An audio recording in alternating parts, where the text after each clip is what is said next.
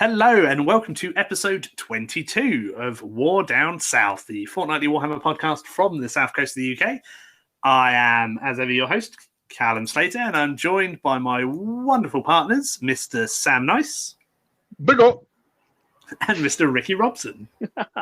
I can't do anything quite as cool as that. Hello. So this week the gang will be going over our weekly hobby updates, big news from GW and new releases. We'll be talking through some big news on the local tournament front for the Portsmouth area, the GW 40k FAQ changes, and the new secondary missions from Chapter Approved 2021. So sit back, grab a stiff drink, and let's roll.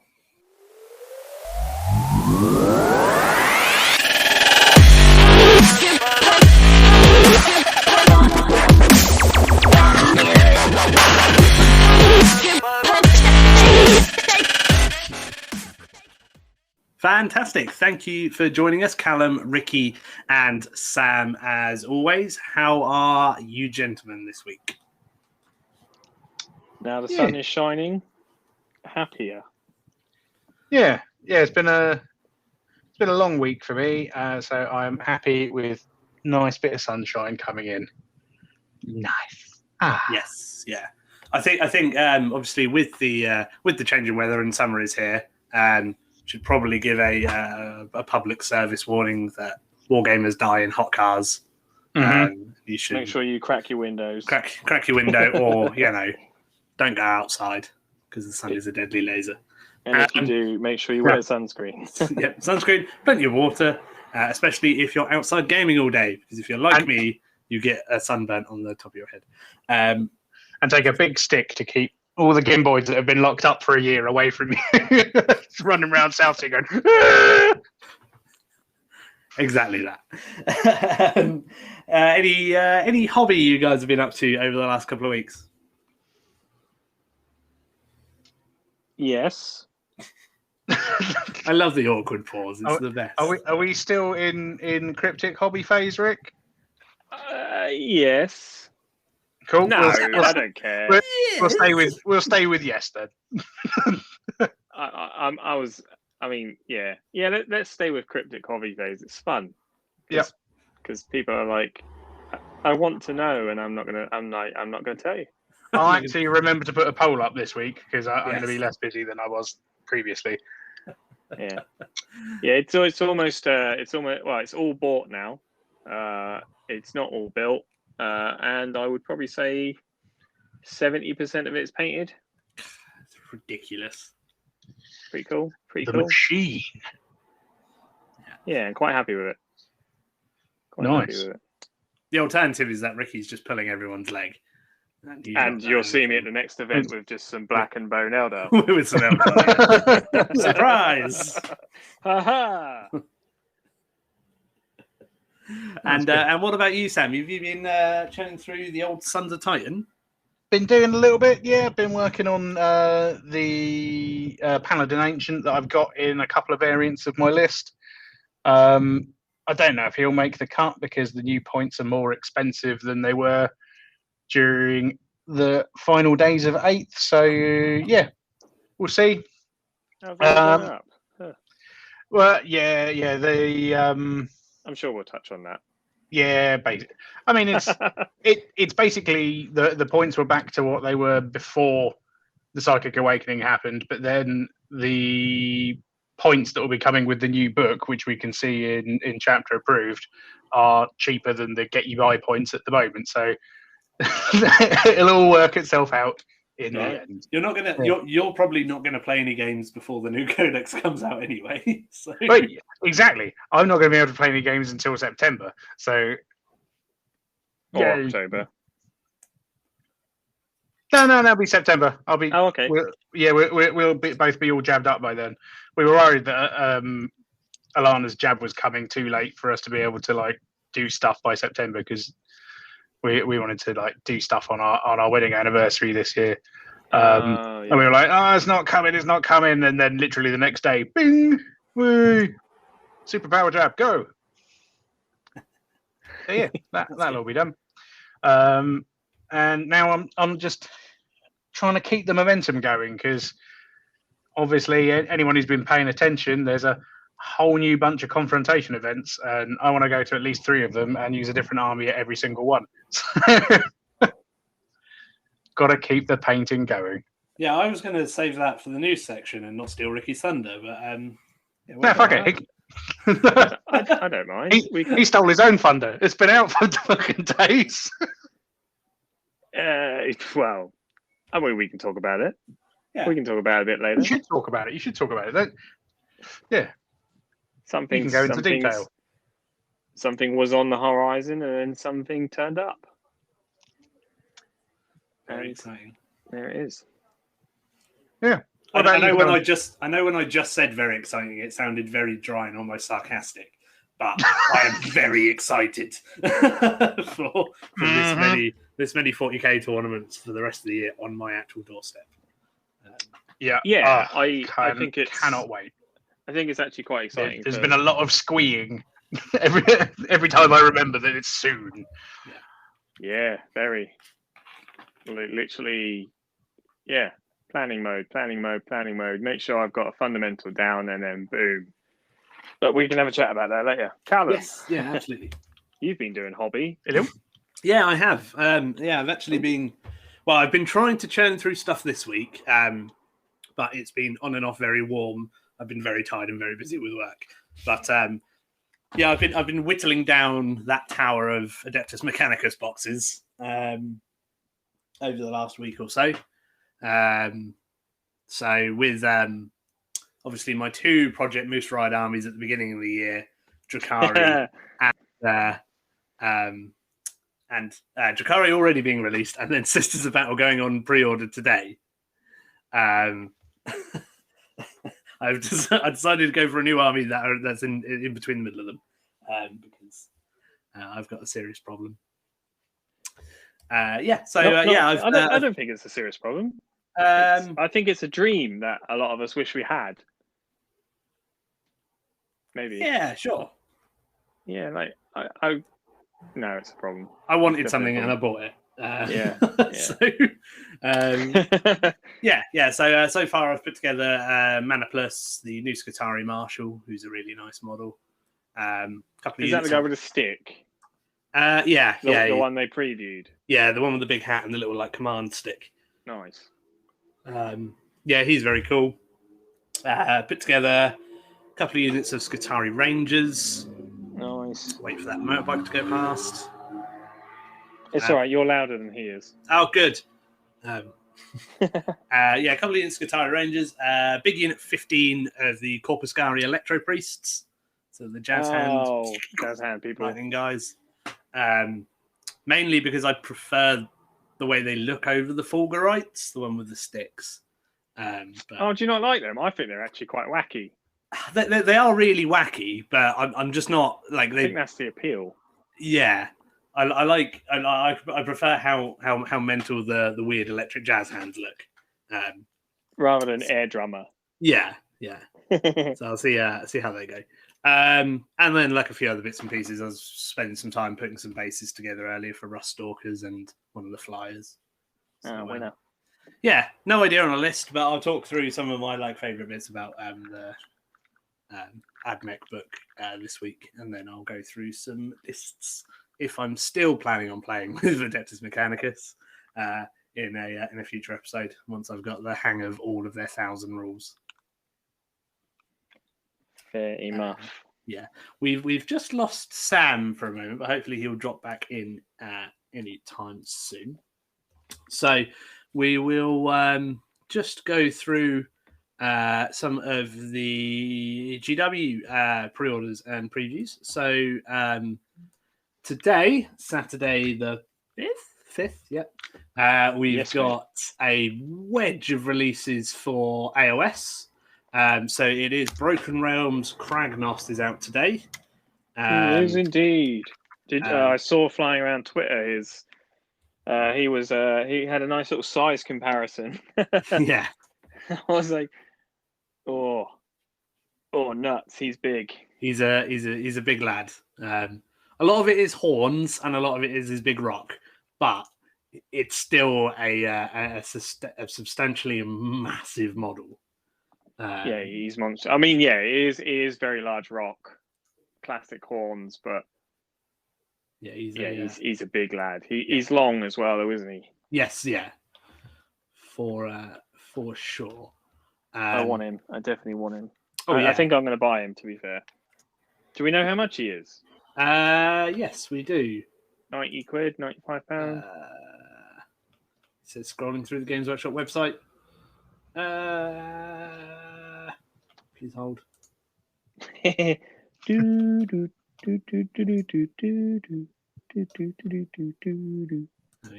seem to be on the. Damn it! Now I'm going to have the Bewitched theme stuck in my head. Oh, good, Sam's back.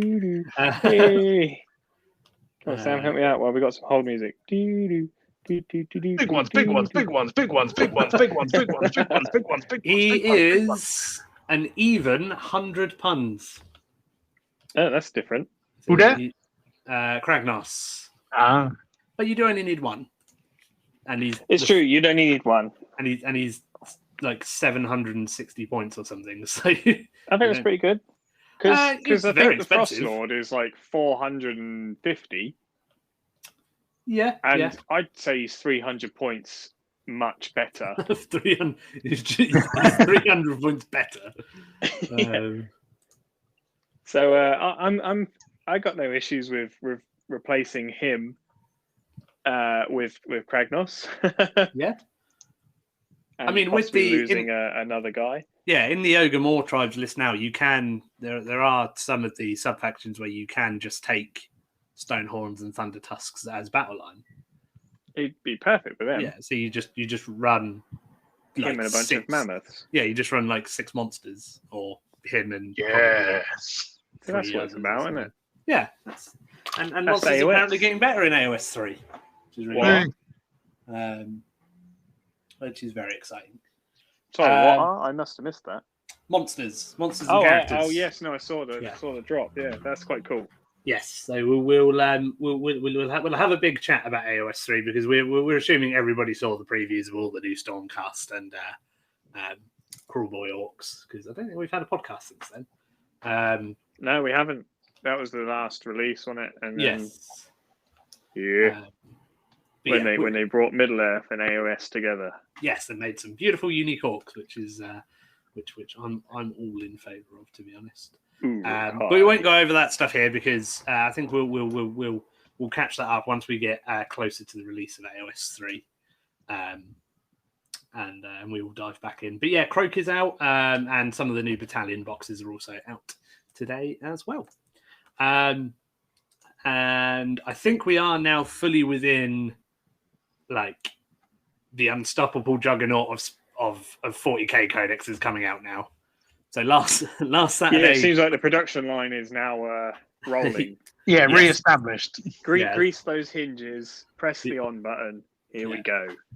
So Adeptus Mechanicus were released last Saturday. Today is the pre-order for the Sisters of Battle Codex and the new units for that. So the nuns. Yep, scary nuns, big scary nuns inside robots. Scary nuns with shields. It's all going on. So that's very exciting. I would imagine that by the next episode, we'll probably have a good idea of when the orcs are coming out as well, with all of the new beast snaggers. Do you think in the Adeptus Ministarum they have fun calendars, like nuns having fun, 40,012, and it's just Sisters of Battle doing fun things like driving monster trucks? And I thought you were going to be like posing with a unicorn inflatable or something like that. No, because I don't think either of those things, because fun doesn't exist in the 41st millennium. I don't know, unless you're a Harlequin. I mean, everything they do is fun, surely. It's just clowns. Yeah, but clowns don't have fun, do they? Clowns are probably the most sad, depressed people in the world. Clowns are there to terrify children and haunt their dreams. Yeah, you can't enjoy that job. Orcs have fun. Yeah, orcs have fun. Orcs have fun. We can't take that away from them. Well, yeah, Bless. that's because the entirety of orc culture is a Cockney bar fight in a car park. Yeah, fueled by Stella. Apologies to our Cockney bar fighting listeners. And Stella drinkers. You fucking what, mate? Yeah. Yeah. Good grief. There's got to be another race that has fun. No, I don't think so. I think that's it. Do you reckon? Crew. Yeah. Crew want to have fun. There's a whole song about it. Crew want to have fun. They don't have fun. Oh, dear. Oh, we're strapped for content this week, aren't we? No, we're not. No, we're not. We're all right. We're just very tried. We'll get rolling. So, other big news are the 40k FAQs. Yeah. So Drukhari got a second FAQ to cover some of their rules changes. So now we've got some points adjustments and changes to the dreaded Dark Technomancy. And now fully confirming their new status as shit. Yeah, worse than Gene Cult, I would say. Oh dear. Yeah. That bad. Awful. Oh, do we need to revisit the table that we created a few episodes back and just generally jiggle Drukhari down the bottom and yeah, garbage, hot garbage, definitely hot not garbage. Yeah, not worth taking. The fewer people playing Drukhari, the better. It's all about Space Marines. Yeah, Space Marines are really good. Just play with Ultramarines, please. Yeah. Yeah. Go blue team.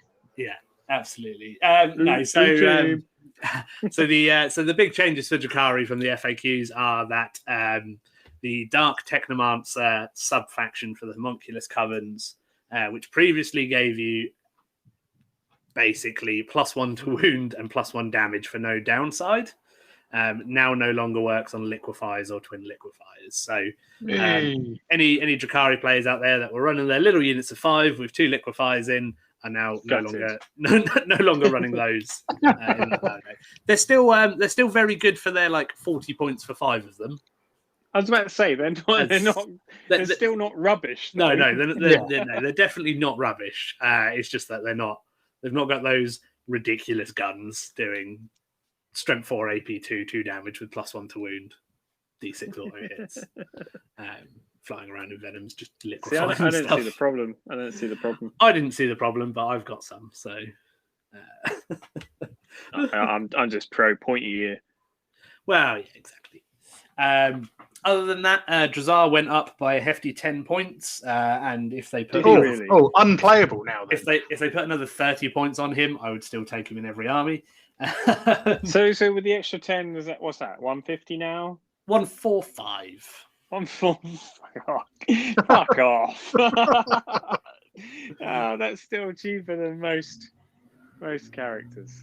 Yeah. He's well good. So I agree. Let's tax him with another 30 points, and he's still so worth it. And Raiders also went up by 10 points each as well, which you probably won't even notice. No. Like I said, I think in the last episode when we dealt with the Drukhari salt mines, the most players are putting at least 10 points of upgrades on all their Raiders anyway, so you just take those off and it's fine. And you've probably saved points from not buying liquefiers. So there you go. Army's exactly the same. But the big victory for common sense and decency across the world is that the infinite attack auto-killing anything that's got a half-decent armor save succubus now doesn't work, which is wonderful. Huzzah! No, I didn't see a problem with that either. Yes, that 75-point model essentially walking into a night and going, we could roll this forever, or you could just get off the table, or we'll just take off your model. Yeah, the infinite attack. No, we'll roll it forever, and the game will go to time. Like that guy reminds me of one of those professional chess games when someone makes that one move and they just stand up, shake each other's hands, and walk off. Yeah, it's just like that when you go. It's the infinite kings. moving moving down the table. It's just that. Back when you used to use your patriarch to give people's knights a headache until it fell over, that was But at least, that was also fun. Yes, exactly. You can't beat me, so I'm just going to roll until you die. Do you remember? Did you remember? I think it was maybe fourth edition, when Craft Worlds used to have the Web of Skulls on the Swooping Hawk Exarch, and every hit you could roll again to hit until eventually you missed with everything. Yeah, that was good times. That was good times. It's not quite the same. You'll never get that back.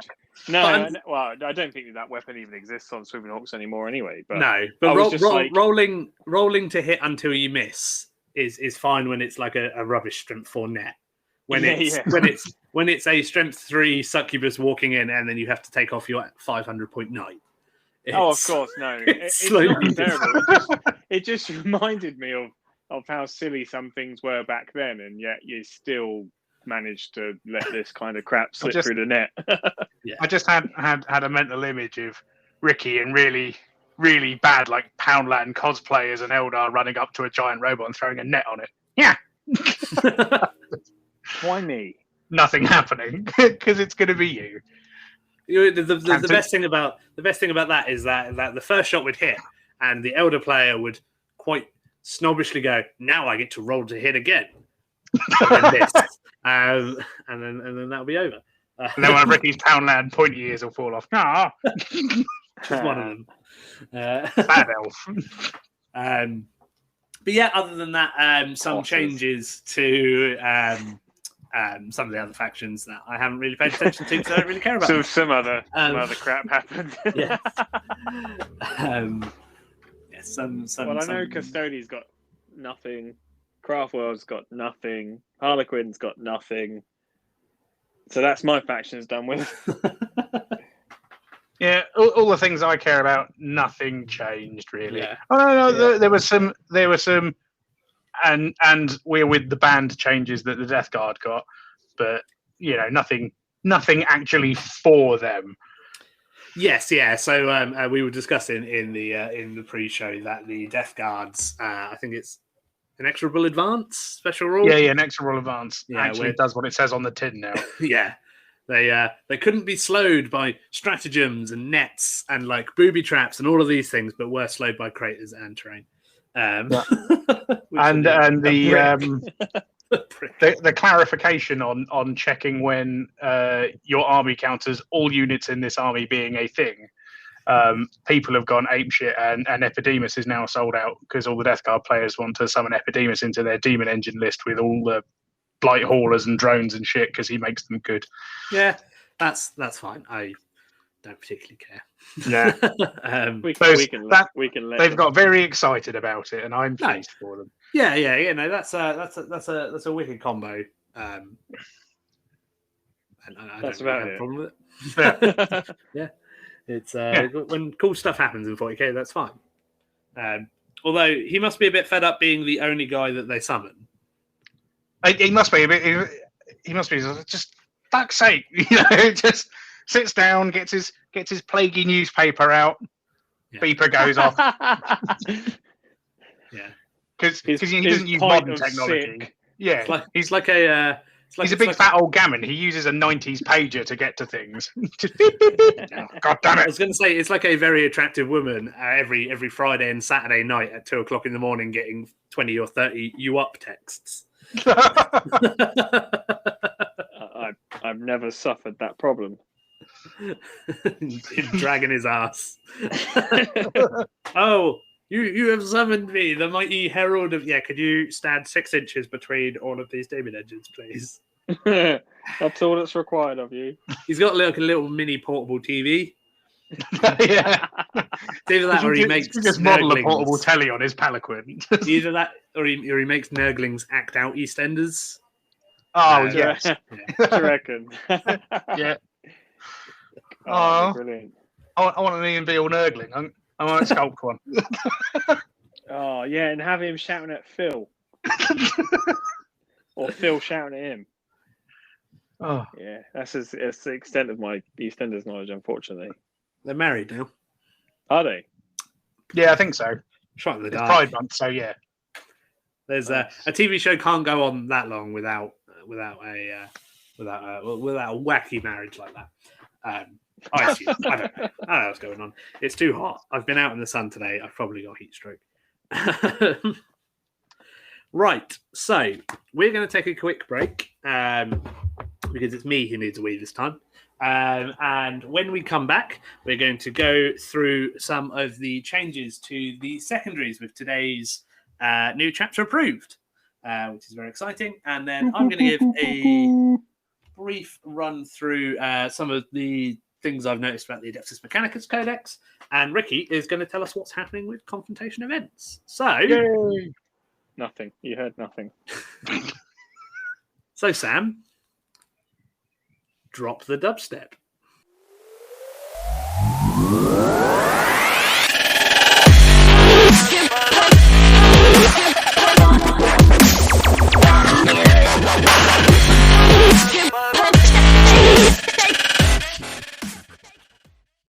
Fabulous. Hope everybody enjoyed that quick break. Still Callum, Ricky, and Sam. Got a drink this week, Ricky? Different? Well, there was one episode you weren't here. It's true. It's true. And then, we've had guests. Well, I understand we have guests, but Yeah. let's not take that way. But yes, I'm drinking. I've been drinking for the past couple of hours. I'm still on the vodka though. Just for dietary purposes, but I've upgraded my game. I literally have slices of lemon, and we picked up some Christmas presents from my sister-in-law, who got me some literally Italian crystal glasses. Ooh. Yeah, I'm quite chuffed with these. She knows me well, and so I'm enjoying it. And believe it or not, drinking out of a crystal glass is actually quite nice. When you got some glass, some ice, glass. Hey, it keeps a good temperature. I'm quite impressed. Yeah. Nice. Yeah. What about you guys?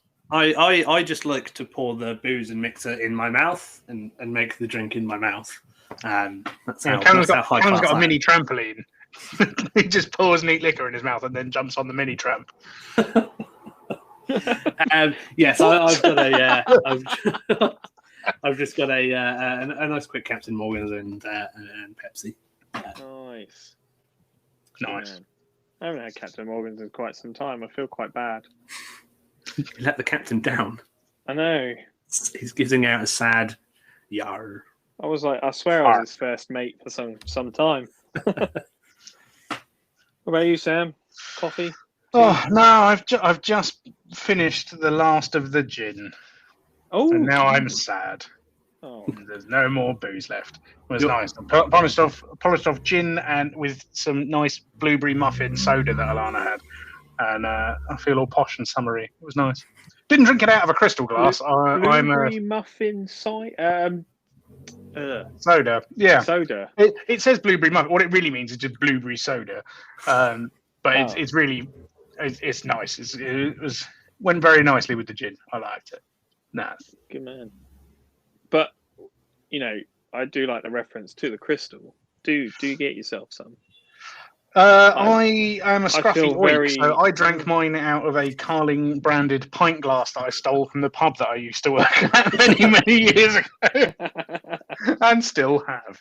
You say that though. I've got 3 Carlsberg glasses in my cupboard that I stole from a pub in Cyprus that I went to, where they sold nothing but Cyprus. They sold nothing but Carlsberg. I think stealing glasses appropriating glasses from pubs is a very like millennial Gen Z thing. Yeah. When Alana and I moved to Portsmouth, I actually had to send a box back to my parents' house. We got there, we opened it up, and there's like 300 shot glasses, pint glasses, like martini glasses. Like, we'll just take 4. I used to send a box of pilfered glassware back. I used to have loads. Obviously, living just off of Albert Road, where all the pubs are in Portsmouth, I You just pick them Never- up off the side of the road. Never and really walk bought down. glasses. But I think one of the people who lived in my house for a little bit that wasn't Pete or Becky took most of them. So I don't really have any left now. That's quite sad. Oh, Yeah. And I haven't had the chance to go to the pub and steal them because they've got reduced capacity and they'll see me. yeah. But you live in Albert Road. Just walk down the street. There'll be one at the curb. Yeah. There'll be yeah. one on the windowsill. I get to play. Is that carling or is it piss? Exactly. Exactly. Which is awesome. I mean, you don't have to try it. God, No. oh, piss. Yeah, but it gets all disappointed when it's cold and mildly effervescent. Yeah, like to be fair, Kind of want strong and warm and a foam moustache that you need terps to get rid of. yeah. To be fair, I would probably rather drink piss than carling anyway. So, Yeah, carling's. Yeah. rough. I mean, carling's that one you buy when you genuinely can't, when you only have a handful of a few quid and you just generally don't have any more. No, you can probably get a strongbow for the same cost though. Oh, yeah, good point, actually. Good point. That's probably the lesser of two evils. Yeah. Yeah, I'm not likely to hit a woman after drinking strongbow. Not that You I have could ever get a done white that. lightning. Disclaimer, it's a joke. Anyways, shall we talk about toys? I don't know. I don't know. No, don't know. There's probably a few of our listeners. I mean, I know Mr. Hiscock. He's going to be probably like proper agreeing with us about the drink. Oh yeah, I mean, I think most wargamers in general like a good strong beverage. Real war gamers. Yeah, well, no. If you don't drink, that's your own choice. But whenever I drink, everybody else seems pissed anyway because I'm blind drunk. Yes. So Yeah. Yeah, at least one of the Everything's four of the same person is definitely swaying about. Yeah. Good times. Yeah. Yeah, go on, let's talk about toys. We may as well. That's why we're here, isn't it? Let's talk about toys. Yes. So speaking about getting blind drunk at events and things of that nature, we will segue into your big confrontation news, Ricky. If you're right with that. Probably less getting blind drunk though. Just Oh due yeah, to, yeah. you know, Okay. general restrictions still actually existing, unfortunately. Yeah. But yeah, Can't stop me drinking in the car park. can't stop you drinking in the car park. Yeah. You're right. I'll pop a fistful of magic mushrooms in my anus before game one, and we'll be fine. Can't I stop me think, drinking on the way back from McDonald's with my breakfast. Yeah. It's probably less pubs than there used to be in Havant. I can't say the last time I remember or looked. But either way. What we got? So obviously April, unfortunately, was cancelled, which left July and October. July was still a little bit up in the air, so tickets were just deposits for a short period. Hopefully, I should be able to roll out the rest of the security behind everybody getting a space within the next few weeks. But obviously, October is most likely going to be going ahead. So full ticket sales went out this month. Sold out in a record 12 minutes, which is pretty cool. Woo. And that showed me a huge demand within the area for playing some 40k, for scratching that 40k itch, as I keep saying at the moment. Mm-hmm. Everyone's and going to be jonesing. A lot of people keep messaging me going, are you going to open up the event to more? Are you going to put any more dates on? And this, that, and the other. So I had a little lengthy chat with the venue, and they are 100% happy for us to keep coming back and keep rolling out some more events. So we have 6 from July all the way through to the end of the year. So July, August, September, October, November, December. All exactly basically the same format. A copy and paste, if you like, for 6 months. So huge news for Confrontation. From 3 a year to 6 in 1 year is... Yes, give me crazy. the event bukkake. Cover me in toys. It's really great. It just shows you the evolution of the hobby, I think, since lockdown. the demand for the hobby since lockdown, and why not, continue to cater for what people want in the area. We are prominent in the South Coast, aren't we? Like, there isn't much more apart from obviously the pillage, which is once a year, the brawl events, which are over in Bournemouth, but again, that's once a year. And apart from the odd club ones, there isn't much else. So it's really just trying to give what there is. Give as much as I can. Sorry. Yeah. Lots of clubs, lots of people who play. Not really a lot of events. Yeah, and it's trying to find that balance between giving people a competitive environment, but taking away that very competitive environment that, say, like the ITC, for example, brings in. So they're not ITC events. I have had requests to make them ITC events, but it takes away from catering to the South Coast, to these clubs, to these local communities. I think if we start introducing them as ITC events, and that's just not what Confrontation was, and that's not what Confrontation is. So they're just continue to be, I want to roll some dice, I want to play 40k in a competitive environment with a bunch of like-minded people. Perfect. And not have to worry too much about where I rank in the world. No, yeah, that's exactly it. There's plenty of like I say, there's plenty of opportunity to play in weekender events, large events across 100%. the country at Warhammer World, and then ITC qualifying events with what's happening with the London GT and exactly that. Like all those other providers. All the TOs have basically pushed out as much as they possibly can for the year, and they're all effectively, I would probably say, a good 80% ITC events. And so there's ITC events out there for you if that's your game, if that's what you want. But then there's obviously the other people that don't want that, and hopefully Confrontation is going to fill that void. Of I think a few of mine actually, it's not intentional, but they actually clash with the London GT / Manchester GT / Coventry GT or wherever it is. All the ones that the London GT umbrella, for example, are pushing out. They're the same dates, so if you don't want to go to something like that, but you still want to play a 40k event, then here I am giving you that. Perfect. Yeah. So when you say you had your meeting with the venue, did you try to spice things up a bit and turn up dressed as a Victorian orphan to ask for some more with your little calendar? And then inexplicably, the venue manager was dressed as Mr. Bumble, and everything played out perfectly. If that's where you want it, yeah, that's what I want. If that's the way you want it, mate, that's what you get. Yeah. So a couple of questions from my side that I wanted to ambush you on. Yeah. Because conflict's always fun. Obviously, July is the summer showdown. I think that's its own thing, of which I am the reigning champion for. So that's very exciting. You are back from 2018 or whenever it was. When it was last. I was going to say, is it still reigning champion because there's only been one summer showdown in the last 4 years? Yes, it is 2017. So. Cool. It's like, is it really?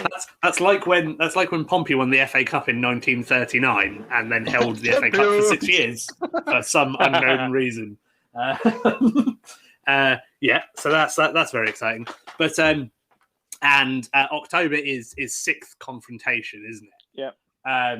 So is the Slater Award just for sixth Confrontation? Yes. That's it. That's still the big special one, isn't it? You can only do it once a year, can't you? Yeah. And that gives you that title for the whole year. Yeah. Otherwise, you're only going to hold it for a month. Yeah, exactly. That's the important one. That's still the one that sixth Confrontation is going to stay as it is. I mean, you could just hold it for a month. Callum is used to being passed around like a bag of sweets. Yeah. The worst thing about that is that it would give me more opportunities to finally win an award with my own name on it, but also more opportunities to be absolutely crushed when it doesn't happen each time, and I see more and more of my friends win it. Yeah.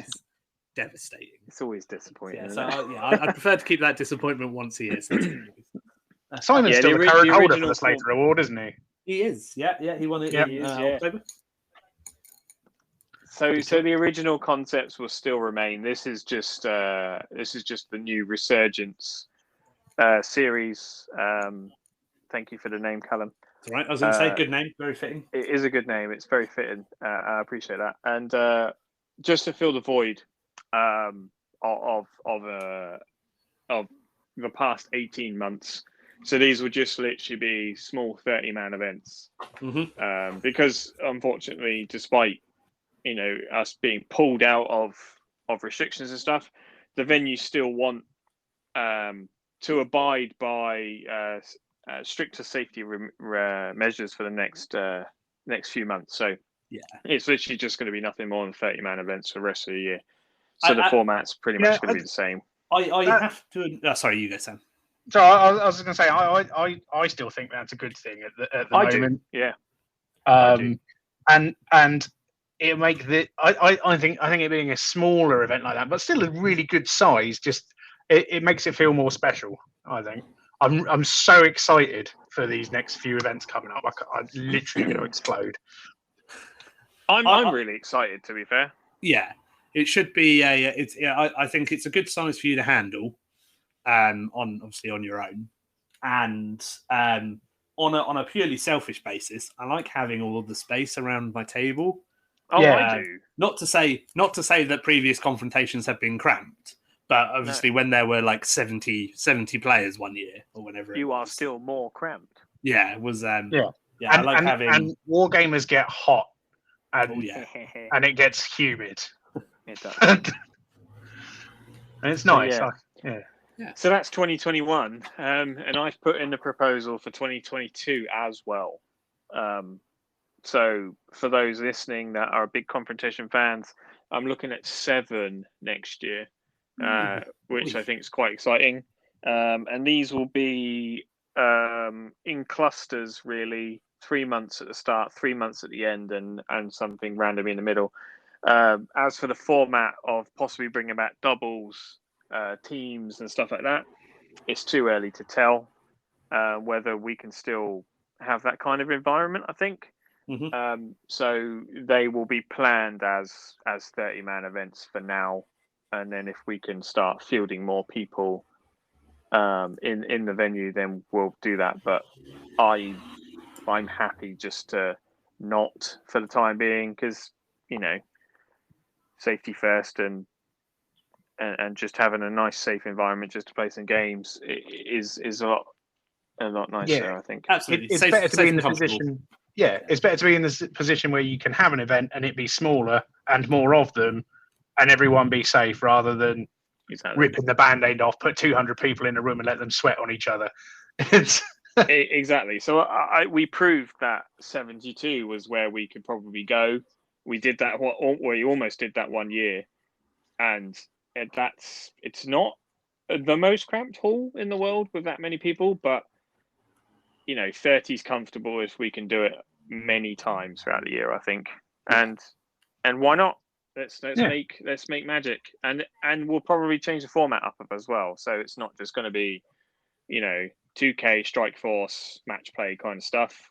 Maybe I know you mentioned in conversations with us earlier in the week, you mentioned possibly bringing back Highlander. That could be interesting.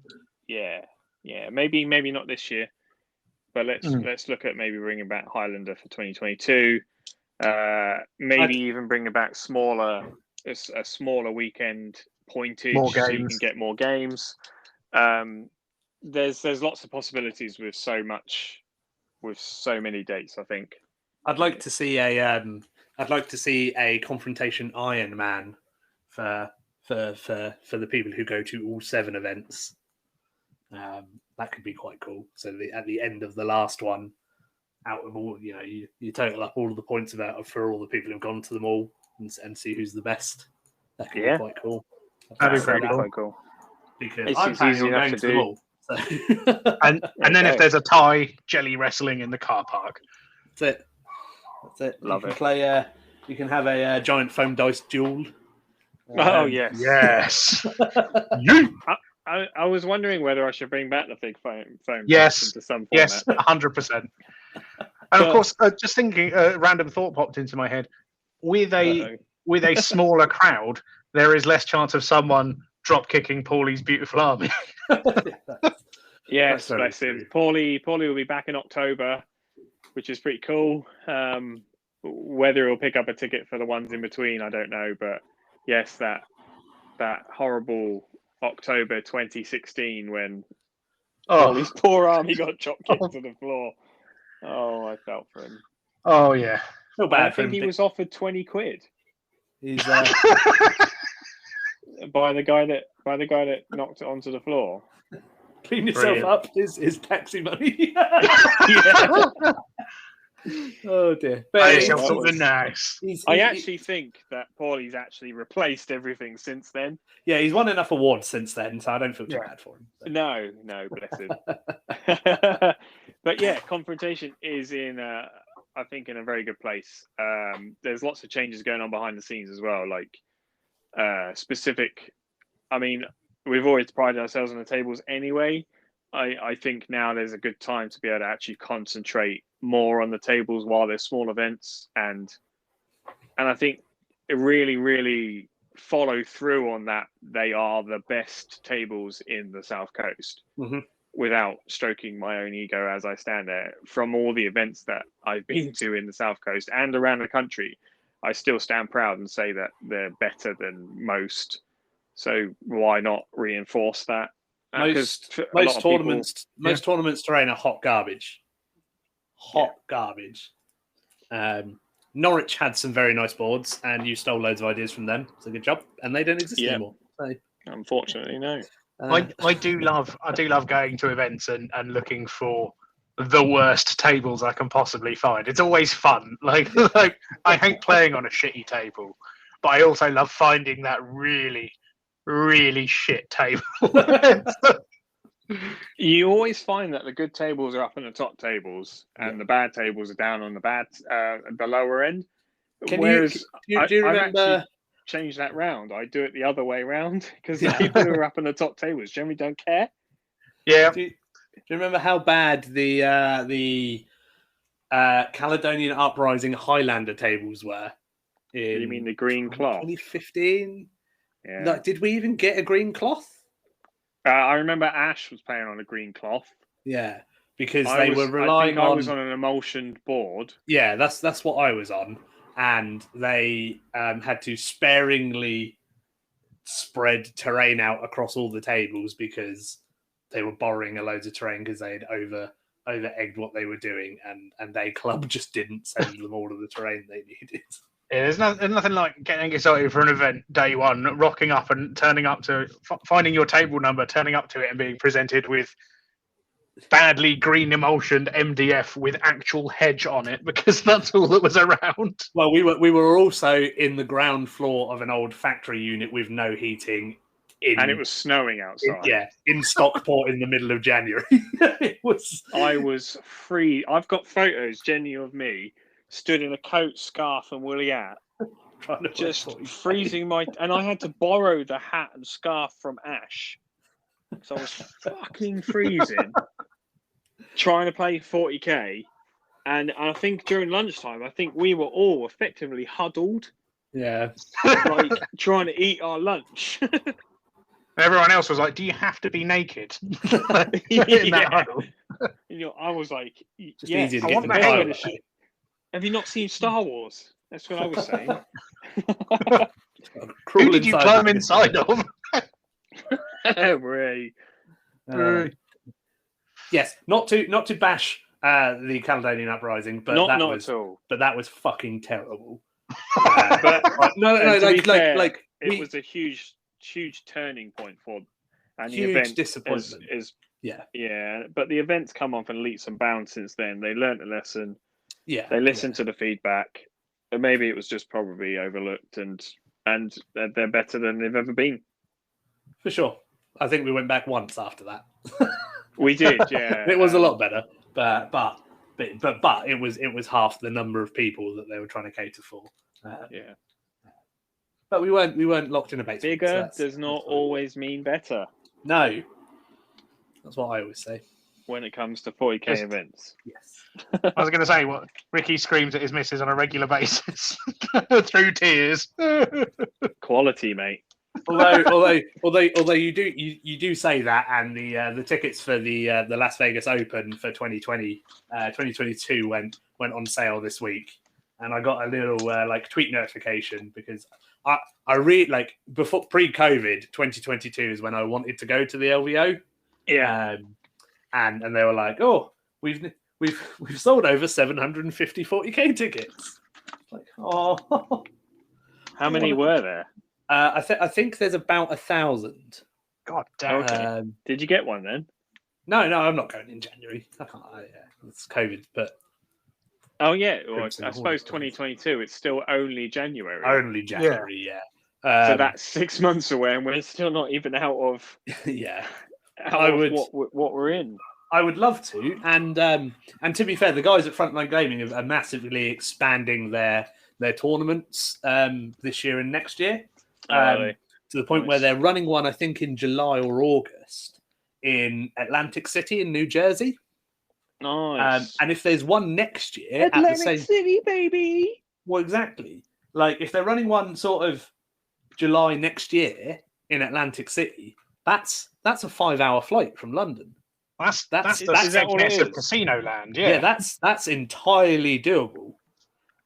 Like you can get direct Well, flights they're from all Gatwick and Heathrow to Newark in New Jersey.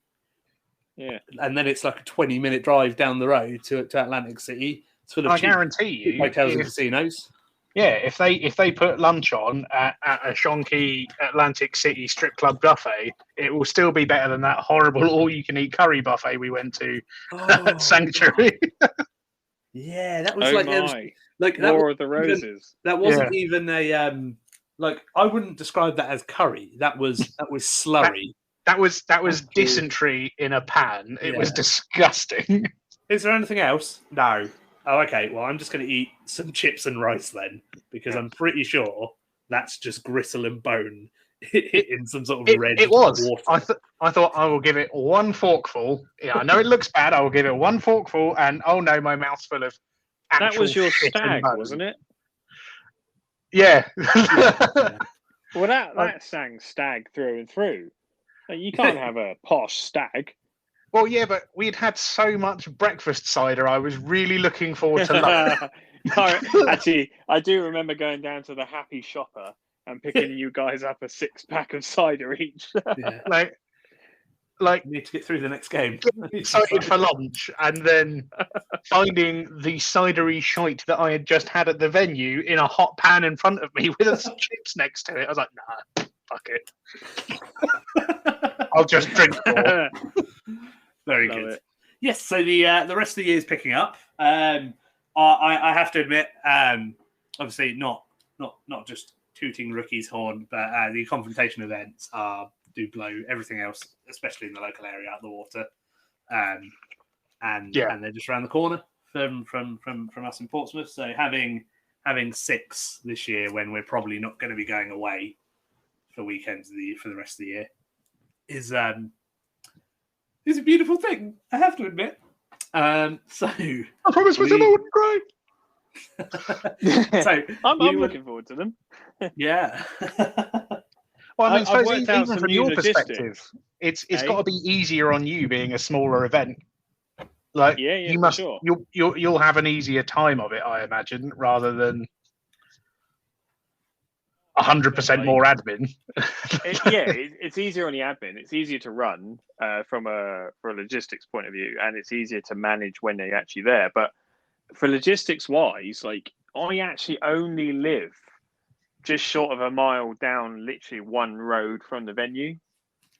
So if for any reason I have van troubles and stuff like that, I was thinking about getting a wood stack trolley and just walking down the frigging road, Yeah, dragging 15 plywood boards, and then I go back home afterwards, pick up the car, and then just fill it with boxes. Yeah. it won't look Terrain, it won't look any weirder than that guy wielding his orc army on a tray through fucking Horndine. 100%.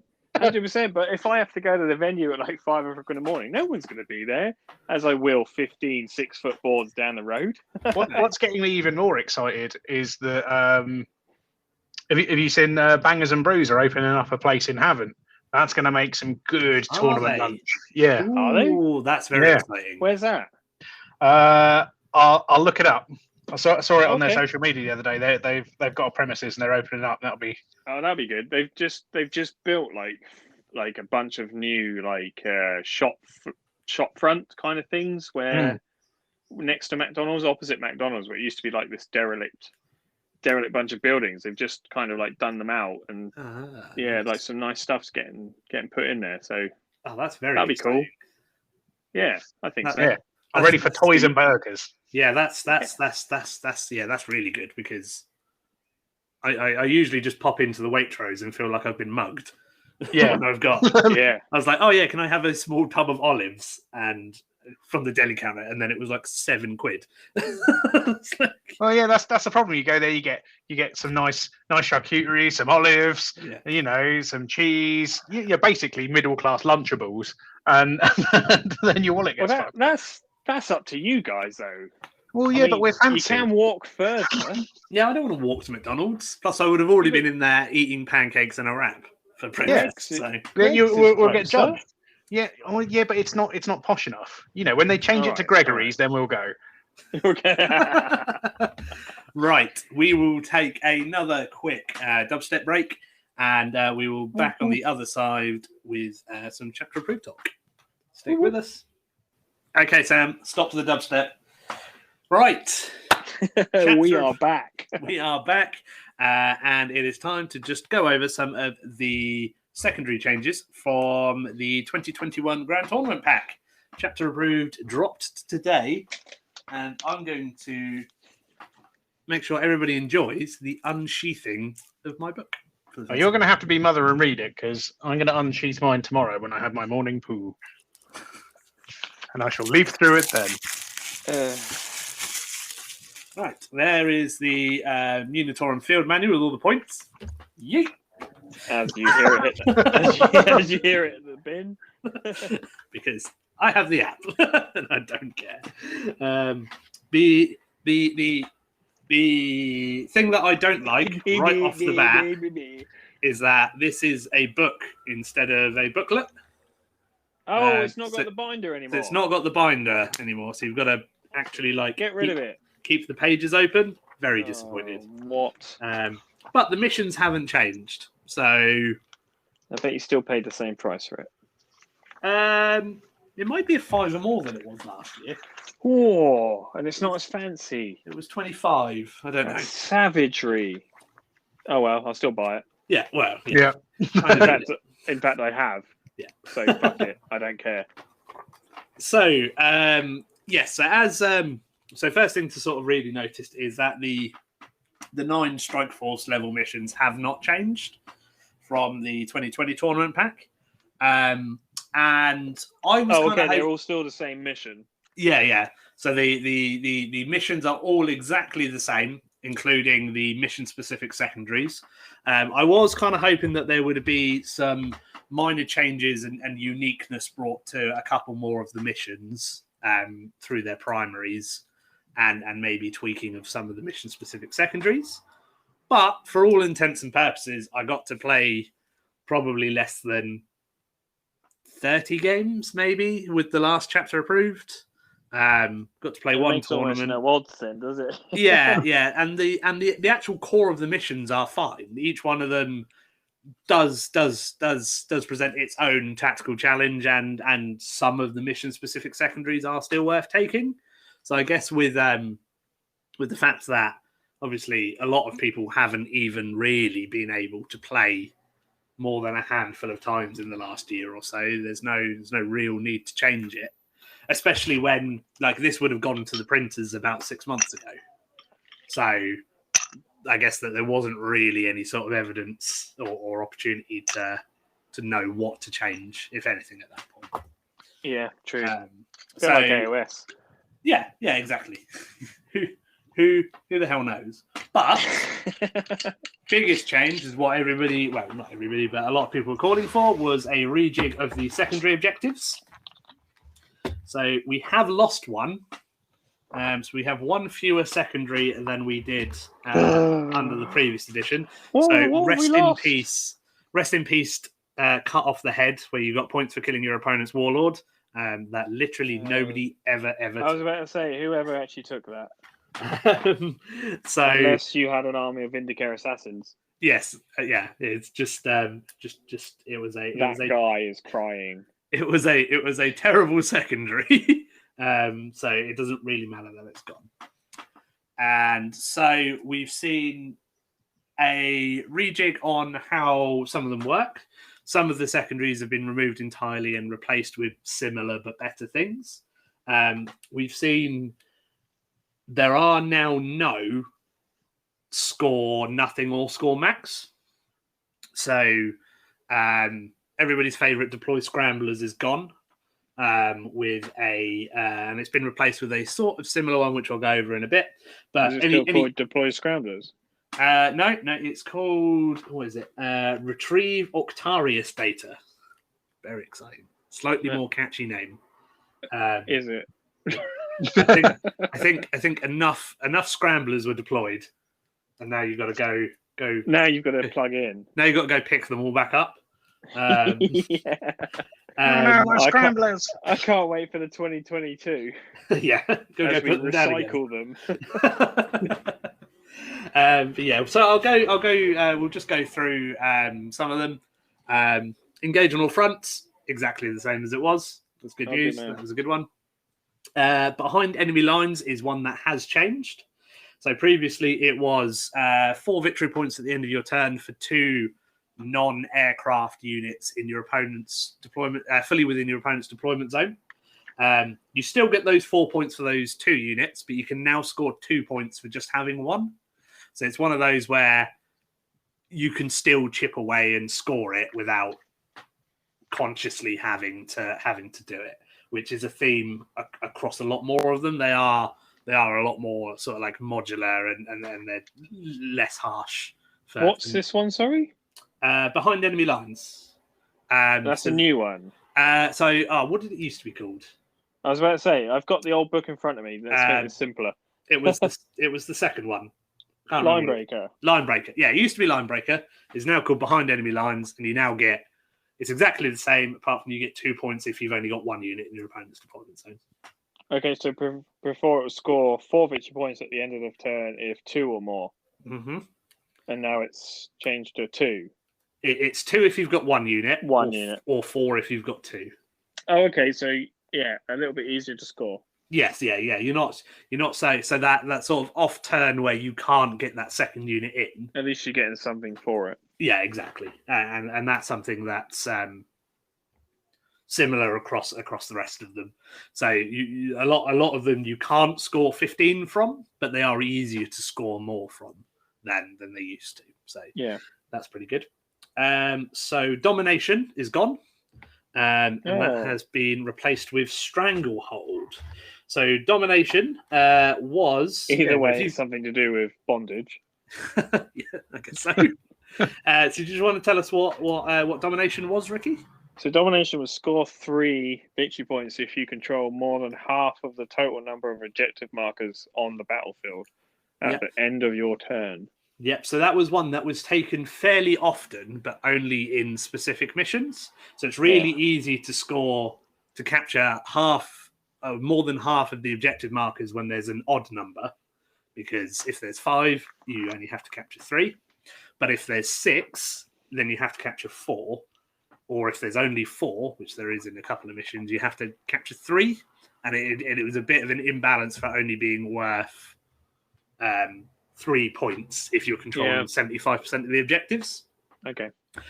So Stranglehold is now you get 3 points at the end of your turn, as long as you have 3 or more objective markers and you have more than your opponent.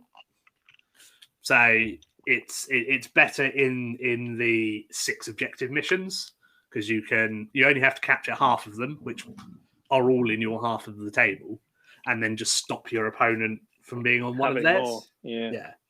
So that's really cool, and it adds a second dimension to it. Whereas before, if you were playing with Necrons, for example, and your whole army's objective secured, all you had to do was just walk on to 3 objectives, or more than half of the objectives on the table. Whereas now you still have to actively prevent your opponent being on some as well. So it's a little bit more interactive in that way as well. That's good. So that's the changes. Yeah, I can see that as a better change. Yeah. Especially for small armies, a bit like Custodes, for example. They're not too quick. Yeah. Small units, you don't want to sacrifice them across the battlefield, that type of stuff. Yeah, that's definitely a better change. Yeah, spot on. So that's them all for Battlefield Supremacy, and then we've got the No Mercy, No Respite missions. Secondary, sorry. So Thin Their Ranks is gone. And that has been replaced by No Prisoners. So Thin Their Ranks was a very, very weird one that you only took if you're playing against like a Horde Tyrannid army or a Horde Orc army. Where it's basically one you just add up everything and then multiply it by 10 or something like that. Yeah, you got a point or for add every 10. Yeah, you got a point for every model you killed. And then 10 points. So and point for every model you kill, and then vehicles with 10 or more wounds are worth 10 points. And then at the end of the game, you divide that by 10, and that's how many points you got. I think I ran this against Paul when we went to Centre Parks because I wanted to see what it did. Yeah, and it did nothing. And against Thousand Suns, I think I walked out with about 6 victory points. Yeah, yes, that was a struggle and a half. Mainly nothing. from all the cultists. yeah. Basically, yeah. But now No Prisoners is a similar concept. So you get a add 10, multiply by 10, divide by 10, and then minus 10. So essentially, you get a point for every model you kill. Okay. And it's wound value. So if you kill a model with 2 wounds, it's worth 2. So it's now every wound you. It's every wound that you cause on models that have died are then removed. Yeah. Excluding monsters, vehicles, and characters. So you have to kill it. It just excludes them entirely. Yeah. So you don't get anything for killing monsters, vehicles, or characters. It's all about infantry and things like. So it's a Space Marine mission. It's a Space Marine mission, but also things like Nurglings, Scarab Swarms, the that's it. Proliferation of things with more wounds in the game that are so things like, I imagine the Paragon war suits for the Sisters of Battle, they're not going to be vehicles or monsters. They're just going to be. They're going to be 3 or 4 wounds. Yeah, they're going to be 4 or 5 wounds. Similar sort of concept, which is pretty cool. 3 or 4, and then at the end of the game, divide it by 10, and that's how many points you get. So it's a bit simpler, I guess. Yeah. It just and it means that you're sort of focusing on not killing the monsters and characters and vehicles because there's secondaries specifically for those as well. That is effectively kill the Imperium, isn't it? Yeah. The Imperial collection is like massively multi-wounded models. Mm-hmm. Space Marines, Custodes, Sisters of Battle. That's probably about as far as it goes. Well, if you think like against like a typical like White Scars army now, there's usually like bikers 40, 50 models in that, and it's all got at least 2 wounds. So you can score 8-9 points out of it fairly comfortably, as long as you're actually killing your opponent, which is part of it, which is quite cool. So grind them down, that's exactly the same. So 3 points at the end of the battle round if you kill more units than you've had killed. That's good. I'm going to that stayed. Good classic one. So While We Stand, We Fight is gone. Oh, fuck me. You're ruining my book. I mean, it's been replaced with something still good. No. But it's now called To the Last. And it's essentially exactly the same thing. They just changed the name. So basically, you pick your 3 most expensive units. At the end of the game, they're worth 5 points if they're still alive. But if they split at any point, so you're thinking like units of Leman Russ battle tanks, Orc, mech guns, stuff like that. If every model from that unit that originally split is still alive, you get 5 points. If So unleash the lions like on Custodian Terminators. Yeah, I was Yeah. going to say your Alaris Terminators. Yeah, So previously, run and hide one. yeah. So if that happens, if any of those units that are then split off are killed, but you've still got some alive at the end of the game, you get 3 points instead of 5. So you only score the 5 points if everything that's split up is At still least alive. you get something out of it then. Yeah. It means it means it's not like unfortunately it was only really taken with like super resilient units and characters, or the armies that could take advantage of having, things that are bought as a unit and then deployed as separate, like 6 Orc mech guns. You had to kill 6 Orc mech guns to stop your opponent scoring 5 points. Whereas now you can kill only one of them, and your opponent can only score a maximum of 3 for that unit. That's good though, because it's less you don't have abusable. to focus on them too much, do you? That's it. Yeah, so it seems to be they've taken down the ones that are very easy to score maximum from, that have the least interaction. So that it was very easy with an Orc army, for example, to put down like 12, 18 mech guns, and your opponent just never be able to kill it all. It's a very easy way to score those maximum points. So that's quite cool. I like that change. Yeah, definitely. So we've now got shadow operations. So they've actually moved they've moved the format round slightly. Raise the ban. So no more. So Persia enemies moved. Yes, yeah, it's moved. It's moved to the next page. The next page, right? Got yes. But yeah, we've got shadow operations. So raise the banners high is exactly the same.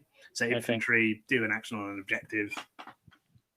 Keep holding that objective, and you score points. So now we're going into all of the ones that people never did, essentially. Investigate sites. Yes, so investigate sites is now investigate signal. Okay, so they got to the site. Yeah. And now they're plugging it in to check whether it's got a signal. Exactly. So if you want to tell us what investigate site used to be. So investigate sites was an action where one infantry unit, excluding the character, from your army can start to perform this action at the end of your movement phase if it is within 6 inches of the center of the battlefield, and no enemy units, excluding the aircraft, are within 6 inches of the center of the battlefield. This action is completed at the end of your turn. Yep. So get within 6 inches of the center of the battlefield. Make sure that no other enemy models are there. Yep. So it's a investigate signal is now still a very, very similar concept. So it's still worth 3 points when each time you do it. It's now one infantry unit, excluding a character, can perform the action at the end of the movement phase if they're wholly within 6 inches of the middle of the battlefield.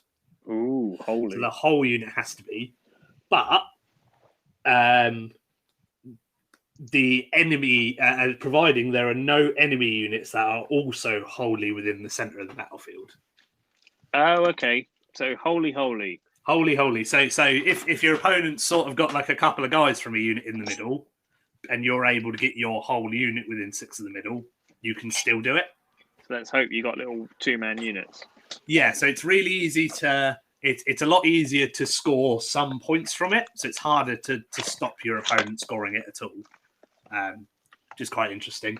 I saw a take by Nick Nanavanti who was talking about this one and taking it as a like I can probably get it off once or twice, but you could use that as a way to draw your opponent into the middle of the battlefield. Yeah. Because they're going to have to put units wholly within the middle to stop you just scoring 15 points off of it with some little infantry squads. Yeah. And then you can use that trade with some of their shitty units or whatever, or draw their big bully unit into the middle of the table to kill. Which is quite cool. And I like to see secondaries and stuff used like that. that's another level of Warhounds, which is very cool. So, deploy scramblers gone, doesn't exist. Ooh. So now we like we discussed earlier, it's retrieve Octarius data. So it is now you keep a tally of each time you do an action from one of your units.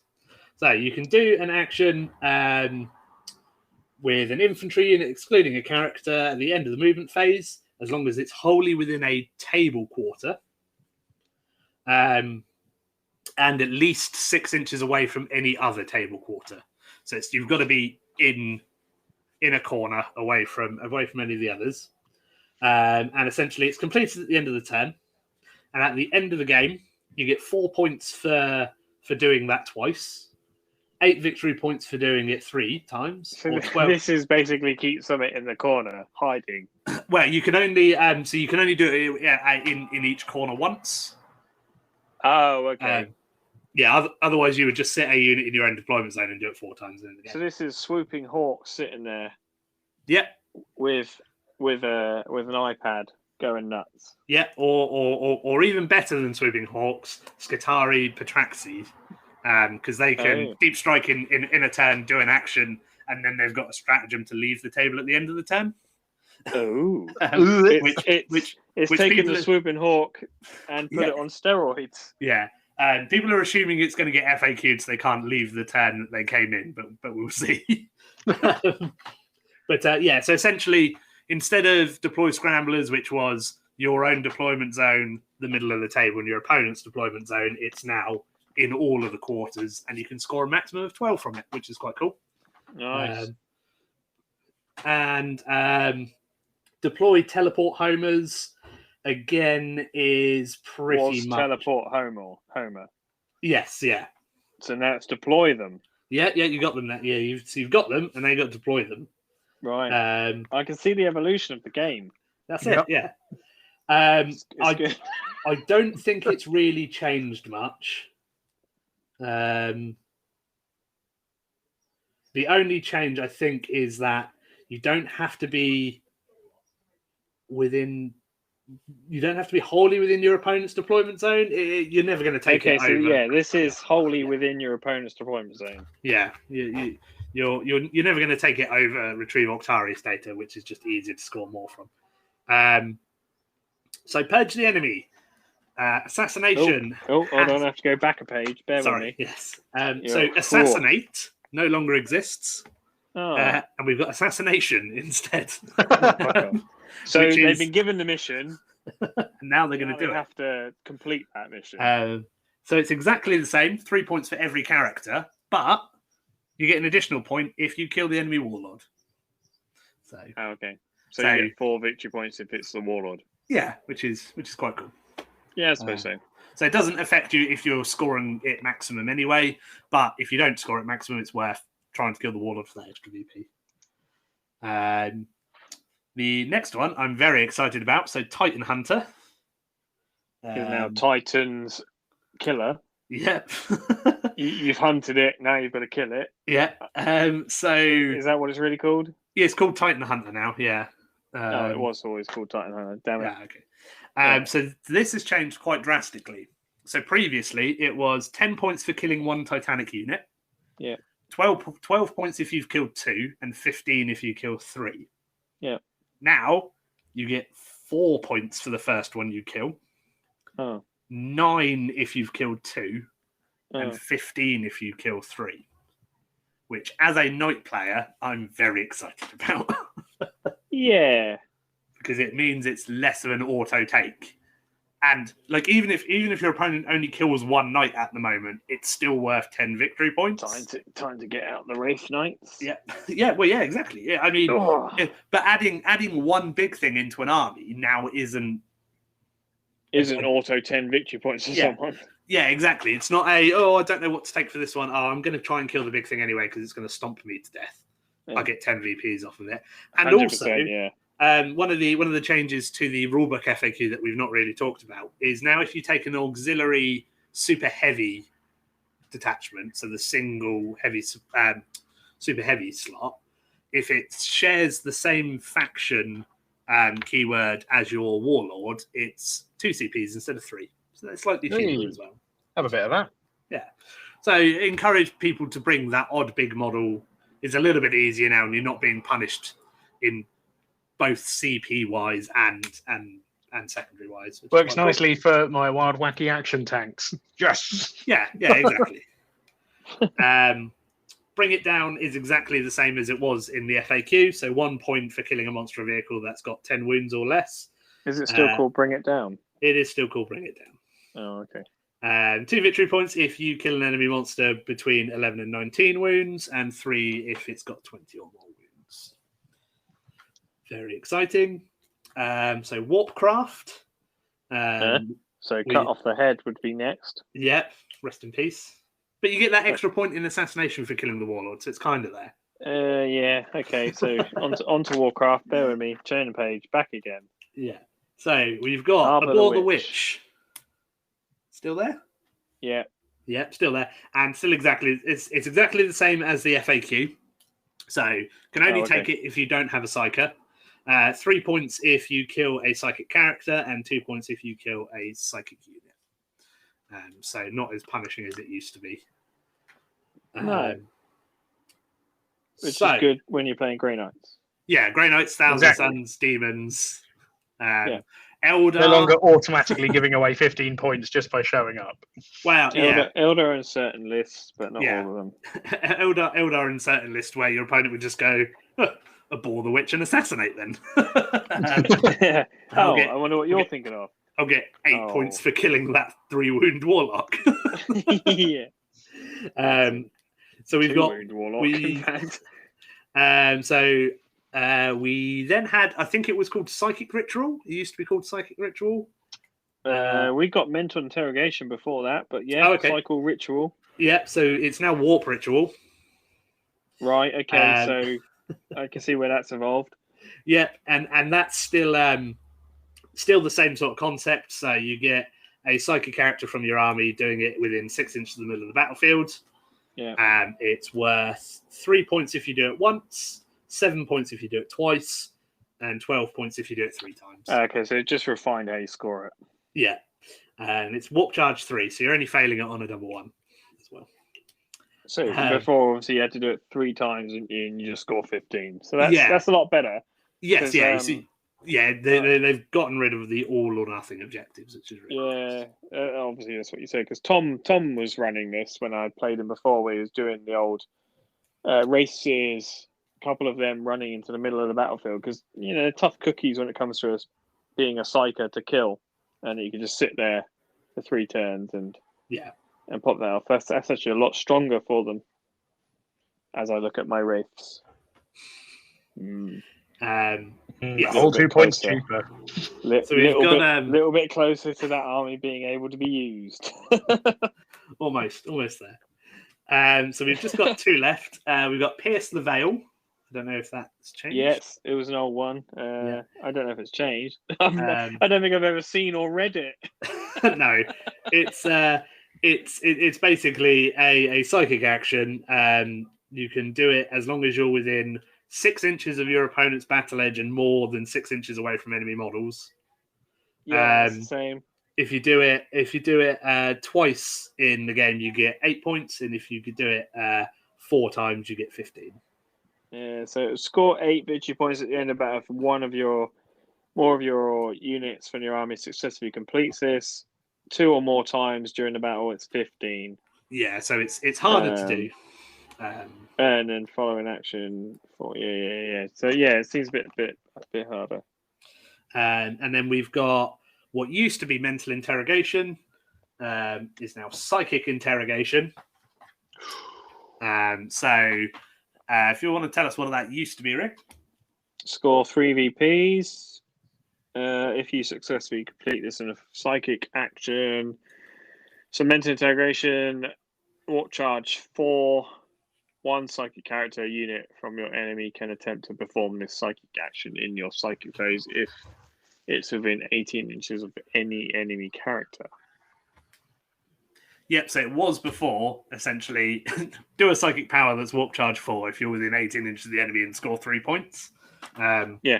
I took it a couple of times when I was using the Incarn with Jakari, because it was just a really easy way to score those points.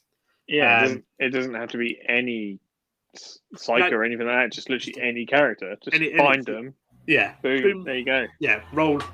Not a double 1 or a 1 and a 2 on your psychic test and any of that. So it's now similar concept. So you can only do it. Essentially, it's got a 24-inch range instead of an 18, but the enemy character now has to be visible. Oh, it's still pretty simple to do. Yeah, still really easy to do as a psychic one, to the point where like I would consider sprinkling in an Inquisitor into my Adeptus Mechanicus army just potentially As just an for eye. that. Yeah. Just to give you the ability to try that out, or double it up. Like if if I wanted to do Warp Ritual, for example, you could pair that with Investigate Signal, where you've got a big unit in the middle of the board and a character in the middle of it, doubling up those actions every turn and scoring points. So you're essentially getting 2 sets of secondaries for doing the same thing. Yeah, lots you can do with it. What do we think? Good changes overall? I think so. Yeah, it seems pretty good. There's Being able to immediately bad things, isn't there? Yeah. To definitely be able to progressively get some, VPs rather than just be shut down. Yes. Yeah. It is so much better, because there's so many times you clutch at straws, I think, in 40k when you're playing in a competitive environment, because obviously this book is written for a competitive environment. There's no doubt about it. Yeah.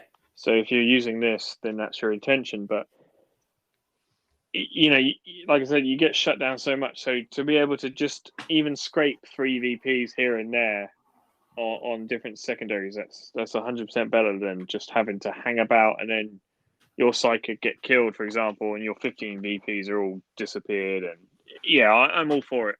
And that's actually going to make me rethink a lot of things as I look at my Wraith army again.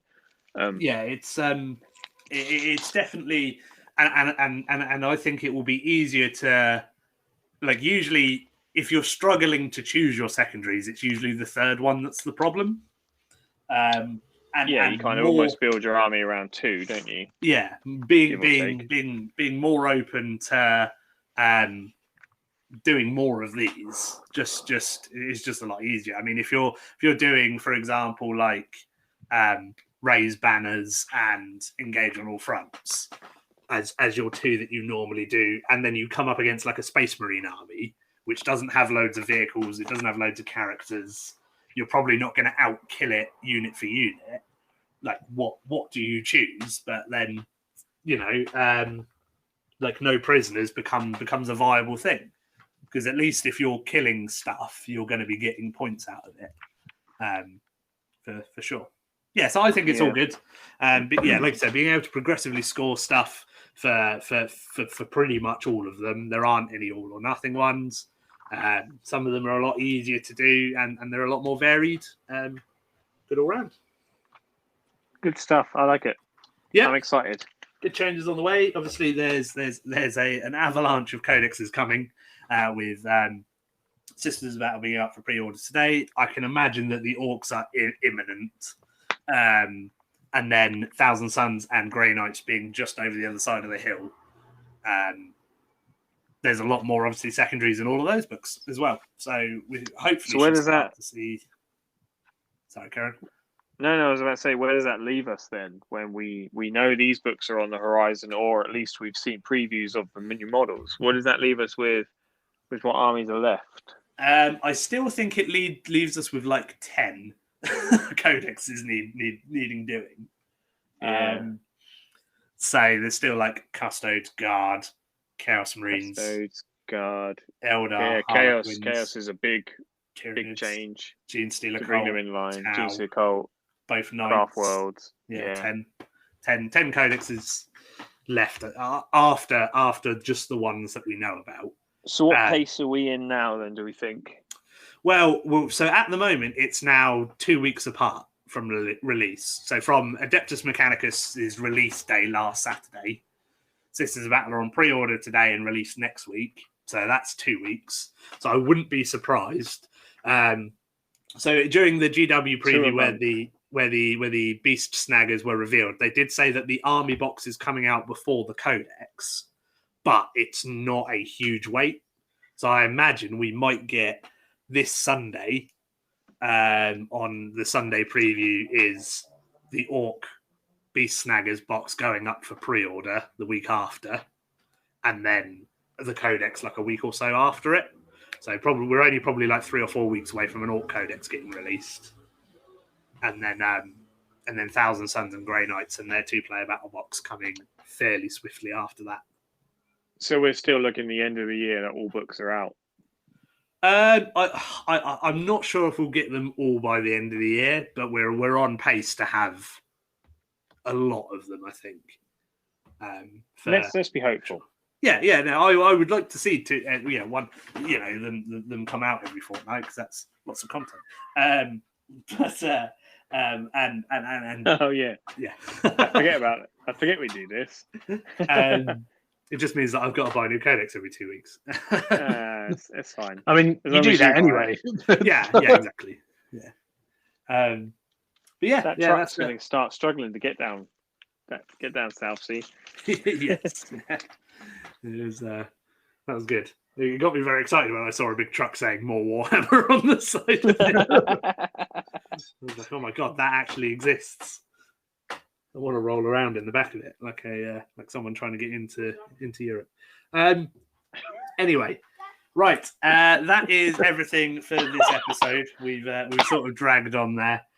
So next week I will come up with a list of all of the Adeptus Mechanicus stuff and stuff I like from the Codex, if I've not moved on to another army by then. So stay tuned for that. You're so gonna. Well, I've already got 2,000 points of Sisters of Battle. Yeah, true.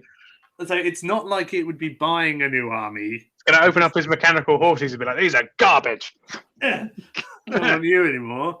Throw them at one of the South Sea tramps out of his window and embrace his nuns. Yeah. No, I'm going to try not to. Try being the operative word, but we'll see. Any shout outs or last words from you guys this week? Nah. Go out and enjoy the sun. No, I don't think so. Though I did see Darren Latham. He put up an image of him and like 7 of the design studio all out for a beer in Nottingham. Oh, it just reminded me of one of those images that breaks the internet, but obviously in the geek world only. In this case, it just amused me. Just amused me. Imagine being there, like next table along, and you're being a big Warhammer fan, and just be like, "Oh my god, nerds!" Exactly. Yeah, shouting out nerds. But they're the king of nerds. Does it work? Yeah. It's still viable. None of them know how the game is played or what they're designing models for. Darren does. He plays. They're just artists. Well, I say he plays. He puts pictures up for his Instagram account. He probably doesn't really play that much. Right. I love you, Darren, if you're listening. Because obviously you're not listening. He's not listening, Ricky. He's not. No. Which is good, because then he won't know about the Darren tattoo you've got on your chest that will result in a restraining order. It's not good enough to be an IP infringement, though. No. It is graphically, anatomically correct. They're not going to do much about it being an IP infringement anyway, because they're employing for that role, so obviously they're understaffed. That's true. Right. Drag on. Enjoy the sun. Enjoy the hobby. We'll catch you next time.